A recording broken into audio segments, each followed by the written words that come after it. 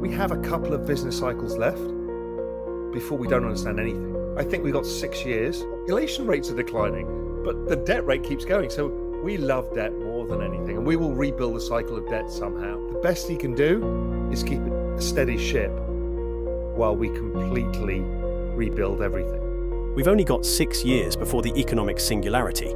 That's the latest message out from macro investor Raoul Pal. For those of you who don't know, Raoul Pal is the CEO and co-founder of Real Vision. Raoul is a veteran of the crypto space and wrote his first research paper on Bitcoin back in 2013. In his latest interview with BlockWorks, Raoul goes over exactly how AI is set to impact our future, what the economy will look like during the rapid development of AI, and much more. Make sure you stick around to the end of the video where Raoul breaks down what one of Trump's appointees can do to fix the system. And if you could drop a like, comment, and subscribe to the channel, that'd be much appreciated. Anyways, let's get back to what Raoul has to say. I think we got 6 years to kind of A, unfuck our future, and B, before the economic singularity happens. Now, whether it's 6 years, 8 years, 5 years, it doesn't matter. Directionally, we have a couple of business cycles left before we don't understand anything. Arguably, and this is a contentious one for you, arguably if it wasn't for COVID, we might not ever be able to have recessions. And I've thought about this a lot, and I'm starting to think that maybe recessions can't happen outside of exogenous events because of how we manage the credit cycle by debasing currency and making the collateral never go down too much, so the world falls apart. But by the time we start adding all of this technology in, I don't know what it means. And so all I know is in 10 years' time, it'll not be you and me, it'll be our AIs. I've got an AI avatar on Real Vision right now that reads the daily news, which is a video of me. And by next week, there will be a Raoul voice chatbot trained on my entire Twitter feed, all my YouTube, and 100 books I've fed it. I haven't even put GMI into it yet. And in my voice, you can chat to me, ask me any question. So, I have no understanding what this means because we will all have our own personal AIs. And who's running who at that point? How powerful is our AI? All of this stuff. So anyway, my simple idea is make as much money as you can for the next 6 years, because then you can secure lifestyle.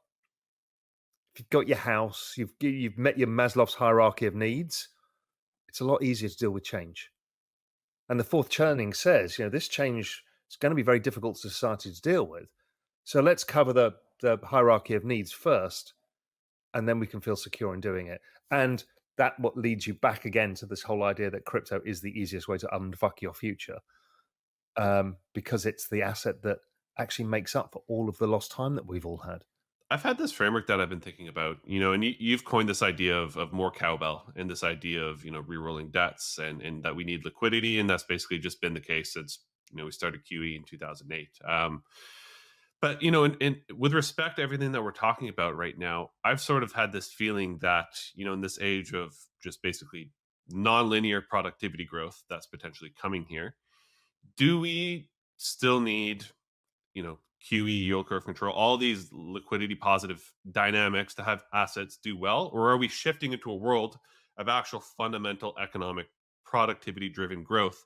And we don't always need the cowbell as much anymore. What do you think of that? Yeah, it'll be gone. After 2 cycles, let's say, it's gone. Because yes, the aging population gets worse, but it's offset by the technology.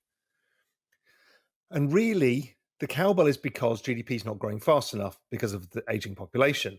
So let's say the trend rate of GDP is 1.75% in the US. If interest rates are higher than GDP, you're eating up all of the GDP growth to pay the interest, basically, at a very simple level. So we need a faster growth.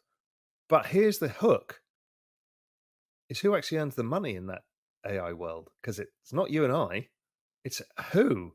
It's the AI, the agents. Okay, well, how does that accrue? How are the governments going to tax them? Because they're going to have to tax them. If not, there's no government income. We have an entire new system we have to rebuild. And people haven't started to think. people have started to talk about it. Deep thinkers are thinking about it, but the political class has not got their head around this yet. So yes, we solve all of the debt issues. It goes away. And we've seen this once before. We saw it after World War II. It's a rerun of after World War II. World War II, as opposed to introducing AI and robots, we introduced the baby boomers, the largest cohort the world has ever seen. And by the time they got into their 20s, they created inflation because there was a bunch of them competing for assets. And by the time they got into their 30s and started saving, they created the largest asset boom the world has ever seen, the baby boomer industrial savings complex, or retirement complex. And that has been the defining function. And what happened was the massive debts of World War II, they had financial repression via yield curve control. We didn't have high inflation, but we just kept running financial repression. And then technology created a productivity miracle, and you added population, and it was all solved. And then we started it all over again because we're humans and we love debt more than anything else. In fact, we probably love debt more than sex. I always said sex and debt, but if you figure out the aging population, it's telling us we prefer debt to having sex. So yeah, it's like what Buffett says: ladies, liquor, and leverage. I think. yeah, but it's clearly not ladies because all No. population rates are declining, but the debt rate keeps going. So we love debt more than anything, and we will rebuild the cycle of debt somehow. So I feel like this transitionary period that we're in, the hardest job is going to be, I would argue, the Treasury Secretary. You mentioned Scott Bessent, who's you've known for a long time.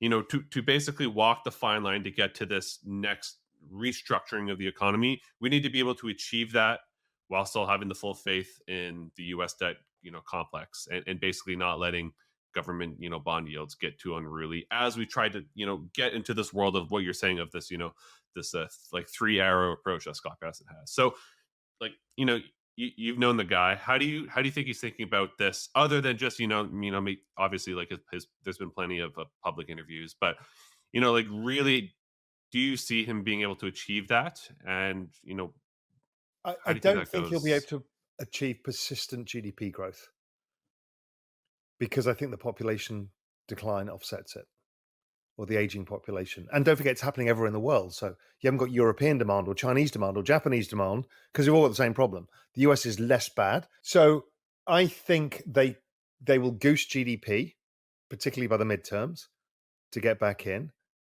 I think if he can generate enough growth for the time being, the bond market will be absolutely fine, because I don't think you're going to generate a huge amount of inflation. I know I joke every month in GMI, I show that chart of the 70s inflation because it's now been posted for 27 straight months, I think, by different people on Twitter.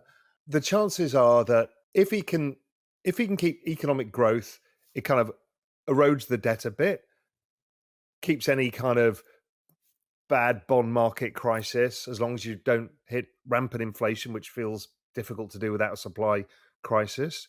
And that's it, really. Just manage the dollar. Everybody needs a weaker dollar right now.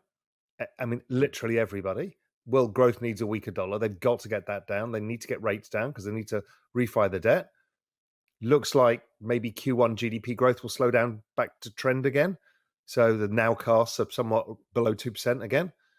So that gives them the cover to keep cutting rates and keep doing more cowbell until we get through the other side. But I don't think there's much he can do. I think the best he can do is keep it a steady ship while we completely rebuild everything. And,